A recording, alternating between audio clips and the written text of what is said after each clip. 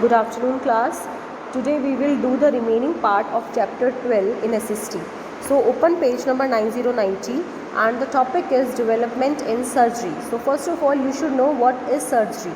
Surgery means repair, removal or replacement of the damaged part or organ of the body.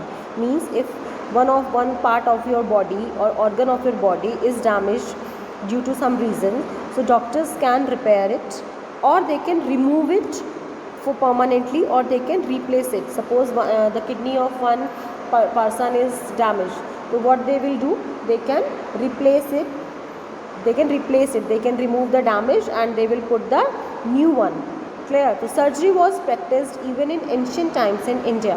पहले भी surgery होती थी पुराने time में. Nowadays it is possible to operate upon every part of our body. पहले ऐसा नहीं होता था कि आप सारे पार्ट्स को सर्जरी कर सकते हो, but nowadays it is possible to operate upon every part of our body.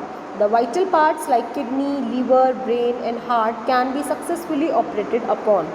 Damaged parts can be easily replaced. This has helped in making life more comfortable for the sick persons. पहले क्या होता था, जो बीमार लोग होते थे और सपोज किसी की किडनी ख़राब हो गई, हार्ट में प्रॉब्लम हो गई, तो उनका सर्जरी नहीं हो पाती थी, तो due to that they died. But now what happened? Now the surgery makes the life more comfortable for the sick person because they get the treatment for that. Surgery is performed by a specialist doctor called surgeons. The persons who perform surgeries are special doctors and they are called surgeons. Clear? So surgery is performed by a specialist doctor. Now the second topic is prevention of diseases. So what is prevention of diseases? Prevention, as you heard, prevention is better than cure. Clear? So this is an old saying. Today the scientists have developed preventive medicines and vaccines. Millions of lives have been saved with the help of these medicines. Let us learn about some of them. तो what do you mean by this prevention of diseases? मतलब किसी भी disease के होने से पहले अगर हम उसका ट्रीटमेंट कर लेते हैं, वैक्सीन दे देते हैं, ऐसी मेडिसिन आती हैं, ऐसे इंजेक्शंस आते हैं कि हमको वो प्रॉब्लम होती ही नहीं है. जैसे कि आपको पता होगा, व्हेन यू वर स्मॉल, आपकी मम्मा आपको डॉक्टर के यहाँ लेकर जाती थी वैक्सीनेशन के लिए, इंजेक्शंस के लिए. तो वैक्सीनेशंस जो होता था, इंजेक्शन आपको क्यों लगते थे कि आपको कुछ डिजीज़ ऐसी हैं जो कंजक्टिवाइटिस होती हैं या होती हैं, तो वो वाला वैक्सीन अगर आपने ले लिया तो वो प्रॉब्लम आपको नहीं होगी. तो now read about this. About 200 years ago, Dr. Edward Jenner used to practice in a small town in England. Smallpox at that time was a common disease. जो डॉक्टर एडवर्ड जेनर थे वो एक England के small town में practice कर रहे थे. Smallpox उस टाइम एक कॉमन डिजीज़ थी जो सबको ही होती थी. His patients included people from all walks of life. Smallpox could spread from one person to another. Smallpox एक ऐसी बीमारी थी जो एक से दूसरे को हो सकती थी. Doctor Jenner develop prevention medicine for smallpox. तो जो डॉक्टर जेनर थे उन्होंने एक प्रिवेंटिव मेडिसिन बनाई स्मॉलपॉक्स के लिए. मतलब वो अगर वो मेडिसिन किसी को दे दी जाएगी तो उसको स्मॉलपॉक्स नहीं होगा. It is now called smallpox vaccine. Every young child is vaccinated against smallpox. जितने भी छोटे बच्चे होते हैं सबको स्मॉलपॉक्स का वैक्सीनेशन दिया जाता है. Many parts of the world are now free from smallpox. New vaccines have been developed for diseases like cholera, plague, polio, cough, tetanus and tuberculosis. आपको याद होगा व्हेन यू वर टिल 5, तो घर में ना आंटी आती थी जो आपको 5 ड्रॉप्स देती थी. याद है आपको? तो 5 ड्रॉप्स किसके लिए होती थी? पोलियो के लिए, कि आपको पोलियो की प्रॉब्लम ना हो. तो आजकल बहुत सारी वैक्सीन्स आ चुकी हैं. किसके लिए? Cholera, plague, polio, cough, tetanus and tuberculosis. Now come to page number 9191. The topic is prevention of diseases through pasteurisation. तो many diseases are caused by germs. आपको पता है बहुत सारे डिजीज़ जर्म्स से होती हैं. जैसे कि इसीलिए हम बोलते हैं you should eat covered food. Uncovered food नहीं खाना चाहिए, उस पर जर्म्स आ जाते हैं तो डिजीज़ हो जाती हैं. हमें ड्रिंकिंग वाटर के लिए प्रिकॉशंस लेनी चाहिए. That should be safe for drinking, otherwise germs से आपको प्रॉब्लम हो जाएगी. तो Louis Pasteur, a French scientist, observe that such germs are killed at high temperature. जो लुइस पास्चर थे उन्होंने ये फाइंड आउट किया कि जो जर्म्स हैं उनको किल किया जा सकता है at high temperature. These germs enter our body through water, air, milk and other beverages. Beverages होती है ड्रिंक्स, पीने की जो चीज़ें होती हैं, कि उनके थ्रू बॉडी, एयर और वाटर के थ्रू ये जर्म्स हमारी बॉडी में एंटर कर सकते हैं. तो germs can be killed by boiling water and milk. तो हम ऐसे जर्म्स को कैसे मार सकते हैं? By boiling water and by boiling milk. तो boiled water and milk is good for small babies and sick persons. The technique of killing germs by heating at high temperature is called pasteurization. So what is pasteurization? The technique of killing germs by heating eight high temperature. जब हम milk को, water को high temperature पर heat करते हैं तो वो boil होने लगता है और उसके जर्म्स खत्म हो जाते हैं और इसको बोलते हैं pasteurization. Clear?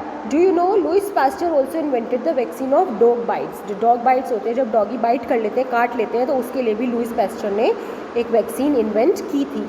Now what next is use of chloroform. What is chloroform? James Simpson introduce the use of chloroform in medicine.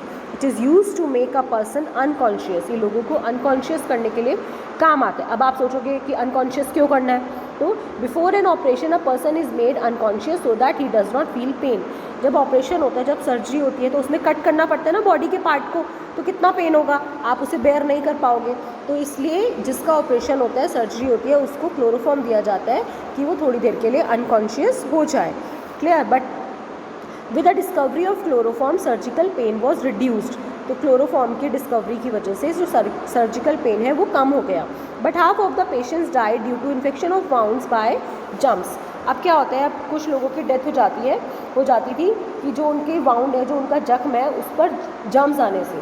तो Joseph Lister found that carbolic acid can be used in operation theatres to kill germs. मान लो कोई sick person है, wounded person है, जिसे चोट लगी है, उसे हम ऐसे ऑपरेशन थिएटर में ले गए जहाँ बहुत सारे जम्स थे, तो उसकी ऑलरेडी डेथ हो जाएगी क्योंकि उसके वाउंड पर क्या आ गए, जम्स आ गए. तो इसीलिए ऑपरेशन थिएटर में एक एसिड का यूज़ किया जाता है, दैट इज़ कार्बोलिक एसिड, जिसकी वजह से जम्स को मारा जा सकता है. Carbolic acid did not injure any body tissues. वो किसी बॉडी टिश्यू को नुकसान नहीं पहुँचाते हैं. He also started the practice of sterilization of surgical instruments.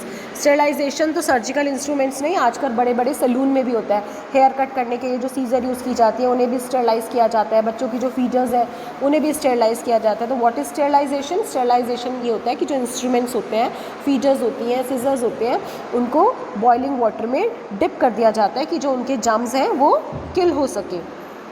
Now there are basic health care. We should follow these so that we can stop spreading diseases. So follow these instructions. These are: keep your surrounding clean, eat clean and nutritious food, do exercise daily. You should do some exercises like cycling, you can do running, you can do walking, skipping. These are the common exercise that you can do daily. Drink clean water, keep the drainage system free from germs. जो भी आपके आसपास drainage system है, like नाली है, उनको आपको clean रखना चाहिए, जर्म फ्री रखना चाहिए. Primary health centres can help us in this work. Next is significance of new medicines. जो न्यू मेडिसिन्स हैं उनका क्या सिग्निफिकेंस है? What is the importance?